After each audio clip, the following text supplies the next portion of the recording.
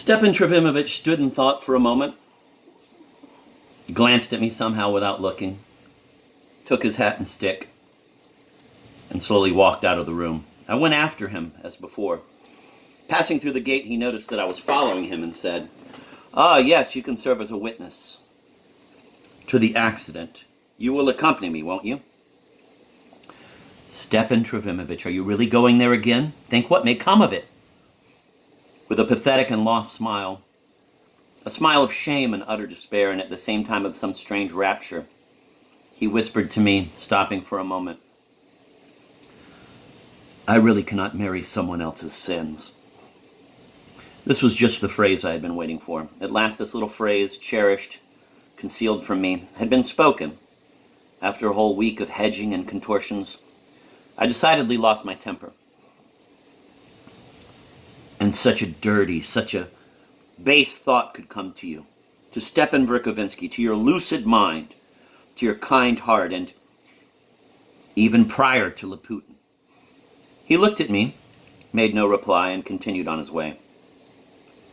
I did not want to lag behind. I wanted to testify before Varvara Petrovna. I would have forgiven him if, in his womanish faint-heartedness, he had simply believed Laputin, but it was clear now that he had conceived it all even long before Laputin, and Laputin had merely confirmed his suspicions and added fat to the fire. He had not hesitated to suspect the girl from the very first day, still without any grounds, not even Laputin's. He had explained Varvara Petrovna's despotic actions to himself only by her desperate wish to paint over the aristocratic peccadillos of her priceless Nicholas by a marriage with an honorable man. I certainly wanted to see him punished for it. "Oh God, who is so great and so good! Oh, who will comfort me?" he exclaimed, having gone another 100 steps or so and suddenly stopped. "Let's go home now and I'll explain everything to you," I cried out, forcing him to turn back towards his house. "It's him! Stepan Trofimovich, is it you? You!"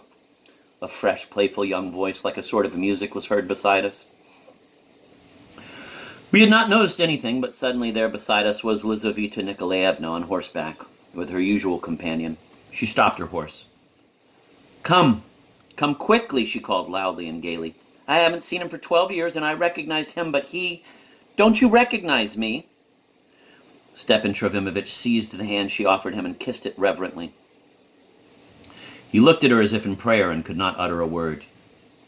"He recognizes me? And he's glad. Mavriky Nikolaevich, he's delighted to see me. Then why haven't you come for 2 whole weeks? Auntie kept persuading us you were sick and couldn't be disturbed, but I know Auntie lies. I stamped my feet and abused you, but I absolutely wanted you to be the first to come. That's why I didn't send for you. God, he hasn't changed in the least." She examined him, leaning down from her saddle. "It's funny how he hasn't changed." "Oh no, there are wrinkles. Lots of little wrinkles around the eyes and on the cheeks. And some gray hair. But the eyes are the same. And have I changed? Have I? But why don't you say something?" I remembered at that moment having been told of how she was almost ill when she was taken to Petersburg at the age of 11.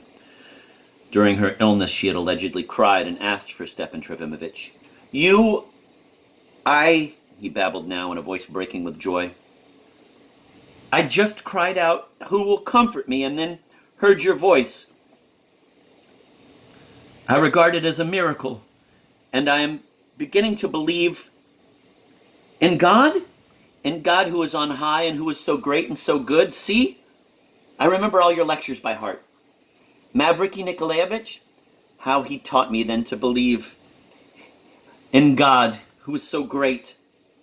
And do you remember your story of how Columbus discovered America and everybody shouted, 'Land! Land!' My nurse, Aliona Frolovna, says that I raved during the night after that and shouted, 'Land! Land!' in my sleep. And do you remember telling me the story of Prince Hamlet? And do you remember describing to me how poor immigrants were transported from Europe to America? It was all untrue. I learned it all later, how they were transported, but how well he lied to me then.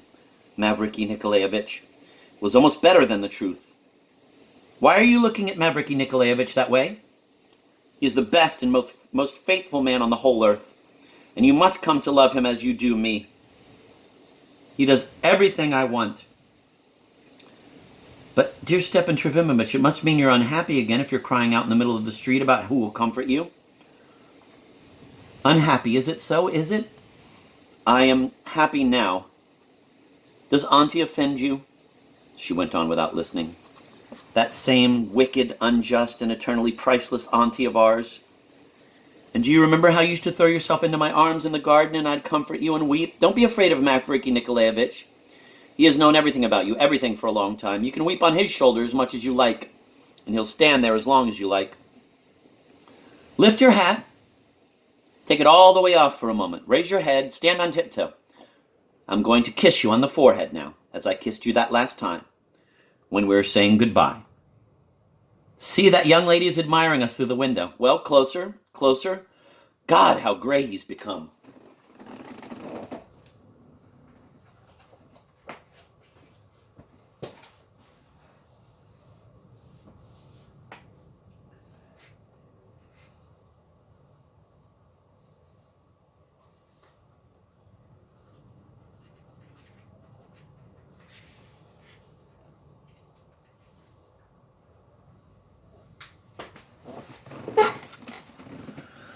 And leaning down from her saddle, she kissed him on the forehead.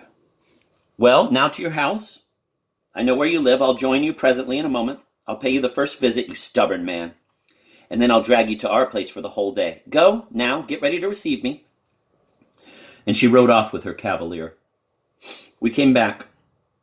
Stepan Trofimovich sat down on the sofa and wept.